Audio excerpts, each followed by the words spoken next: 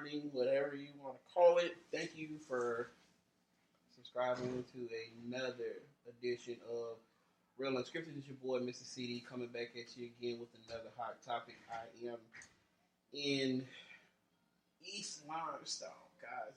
This is a long drive. I left at 7 o'clock and then make head time on 8. A little bit out of my norm because I am recording this at like 12:53 in the morning, and I want you guys to excuse the background noise. I do have my kids and my niece and my nephew here. I am actually at the home of my little sister and my brother-in-law, and today I'm going to have my brother-in-law on. Jarvis, so what's up? What's going on, people?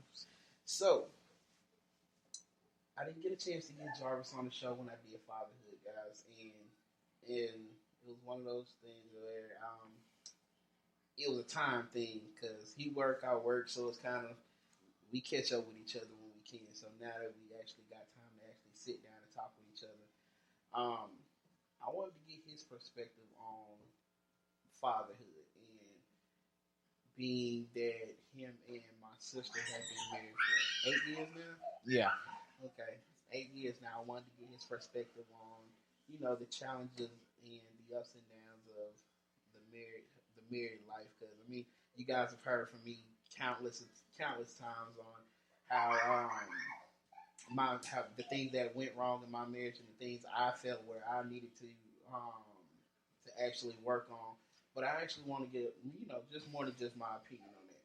So Jarvis, let me ask this question. First and foremost, thank you for coming on the show. You being what? Braylon is what? 6. 6 now. So, when you found out you were going to be a father for the first time, what was that feeling like? Happy and nervous at the same time.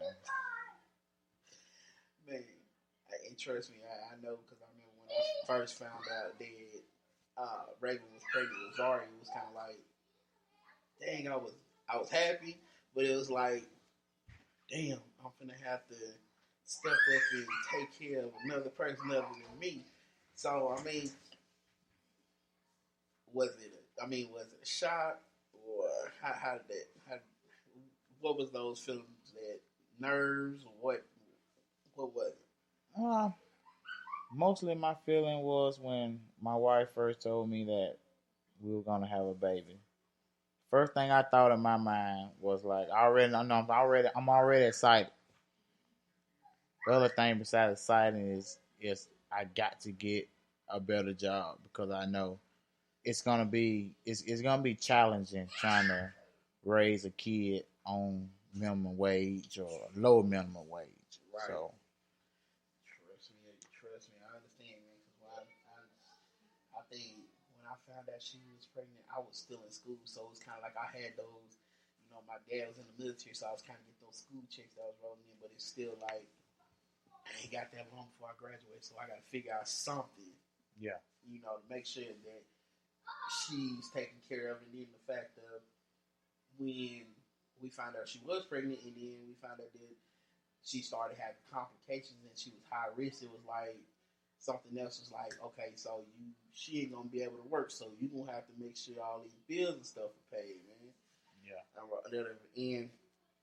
And I think when you just find out for the first time that you're gonna be a dad, it's one of those anxious feelings like I'm really bringing in another life into this world. And back then, it wasn't as bad as it. In my opinion, I don't think it was bad as it was. Now bringing them kids, but it's like I'm trying. The word, it's like the words are escaping me right now because it's like I really don't know how I felt back then. And feel like it's been so long. It's like from the first time, and it's like that every time from the first child all the way until the last. It's like you get different emotions each time. Yeah. And then the fact that your first child was a girl, my first child was a girl. So it's kind of like, how did you feel when you found out this is gonna be your baby girl? Man, I was excited because I always wanted a girl first.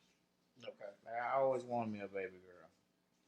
So I mean, it was overjoying, man. Like super excited. I was super excited from the time that when she was almost here, but when she got here, it's like it was more realer than you know what I'm Yeah. saying.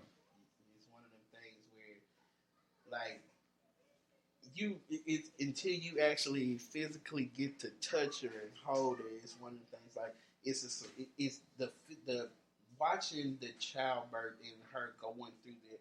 It was surreal to me because it was my first. You see stuff on TV or whatever, but until you actually in that labor and delivery room, actually experiencing that, it's kind of like, damn. And I ain't gonna sit in line, man. And I don't know if it was the same for you, man. When she finally came out and she started crying, it was like a rush of emotions just came over me. Man, I wanted to cry, and I was like, "Dog, man, I'm really a dad now." Yeah. So now y'all have two kids. So you have Braylon, y'all have June, and so how is that having that boy girl factor in the house? It was good because I mean they little butts be arguing all the time, but I couldn't take it back. Oh yeah. I couldn't take it back because after I had my first girl, Junior came unexpectedly. Like I don't know how it happened. I really don't know how it happened. He just came. We know how it happened. Yeah, we know how it happened like that, but yeah, man, Junior was out the blue, man. Yeah, and I ain't expected to have no boy because my wife and my wife side they don't have nothing but girls. Oh yeah. So yeah. Trust me. When she told me it was a boy, I was super excited because this time I know it was going to be different from Braden. Right. I had a different job set. I had a different mindset, on how I was going to try to make it work. You know what I'm saying? Right. How we Right. was going to make it work with him. And I think when it comes down to your first child, we all go through those. Oh, well, I'm not doing this, and I'm not going to do this, and you try to make everything as safe as possible for that first child, and you go out and try to buy the best of everything, and every time you go to, like, I know for a fact that when it was me, she couldn't send me to the store without coming back with something. Yeah. Just because I knew, I'm going to she sent me to the dollar store just to pick up a drink or something, and I come back with all the time, oh, well, I seen this, and it was on sale, and I think I was more excited than she was. Yeah. When she, and I think, thinking back when we found out that, she was pregnant with Zamir, it was like, okay, so I know everything that we did with her, we ain't doing the same thing. Like, although, because he was a boy, we still had to shop differently than we did for her. But I guess you learn you learn from your mistakes from the first one. You don't try to go overboard. Yeah. Whatever. I mean, you don't try to make differences in them or whatever, but you try not to go overboard as much as possible. Yes. Now, pushing away from the whole fatherhood thing, we're gonna go into this marriage topic, and you already know my backstory as far as me being married or whatever because you met my wife. We ended up getting divorced or whatever the case may be. Now, do you feel that? And I guess I'm not pushing away from the topic. Is we're gonna put it in, twist it in together. When y'all had kids, do you feel that brought y'all closer together, or how did that work? That's a good question. I mean, yes, it did. It brought us closer together.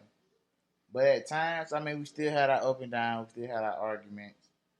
We still had me walking out not finished arguments about any topic. Okay. So, I mean, I probably would say it was 50-50. It was one of the 50-50 things. Yes. So, okay. Now, when you say, see, I know me. I'm a hothead. And I'm to that point where if I feel like you either trying to insult my intelligence or it's to the point where I ain't got nothing else to say. I'm gonna go there. I'm gonna snap, and I don't like doing it. And a lot of times, when it comes down to a lot of marriages, communicate. When I say thing is communication and understanding are key. And like I was explaining to Bree, I told her men and women communicate different. Like I told her, a lot of times it's men, we want it straight to the point. We don't want to go through that long drawn out paragraph. I don't just tell me what you want, tell me what you need, tell me what you're trying to say. Get to the point. I don't need you going up the hill, around the corner, and all that stuff. Yeah. And when it comes down to men, we try not to, show as much emotion as women do. And that's because we know how, if we show emotion, a lot of times we feel like we opening up and we vulnerable. Yes. And trust me, I ain't the one to try to be vulnerable to nobody. And although this is my wife, I still ain't trying to be vulnerable because a lot of times it get used against you later on down the road. Yeah. So, would you say that you and your wife's communication skills are getting better as y'all marriage goes on? Now that y'all have gotten y'all some years in, y'all, do you feel like y'all communication skills are getting a little bit better? Yeah, it's getting a little bit better, but it's not all the way because more problem on my you know what I'm saying, on my half. Okay. But it came from a long ways from when we first got married. Because when we first got married, speaking for myself, I guess how I carried, you know what I'm saying, my cell phone, it just was going outside. I ain't wanted to, I tried my best to avoid any argument. And I'll walk out. You know what I'm saying? I'll just get in my car and go. Yeah.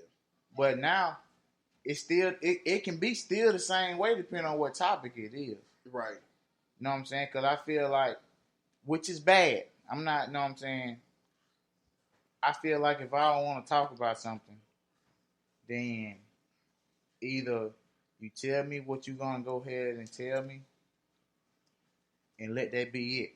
It ain't like I'm dumb or whatever that I got to listen to a whole paragraph, like you said, whole paragraph of blah this, you know what I'm saying?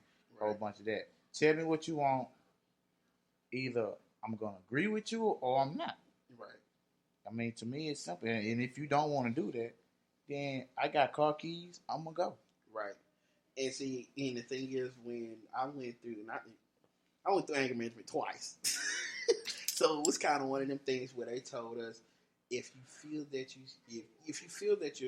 y'all are escalating to a point where y'all are getting ready to have that screaming match, it's probably best if somebody just leaves to cool down and then y'all come back and try to touch on the topic when y'all are both at level heads.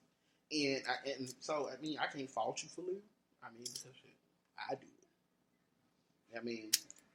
I won't never say don't talk about it. But I think one of those things where I learned is never try to never go to bed without solving whatever issue that without solving that issue that y'all had. Yeah. Never go to bed without solving that issue or going to bed mad at each other, because when we do that, the problem just festers and we never come to an understanding. Nothing gets resolved, and then that's how things keep building up until it actually explodes, and then you don't want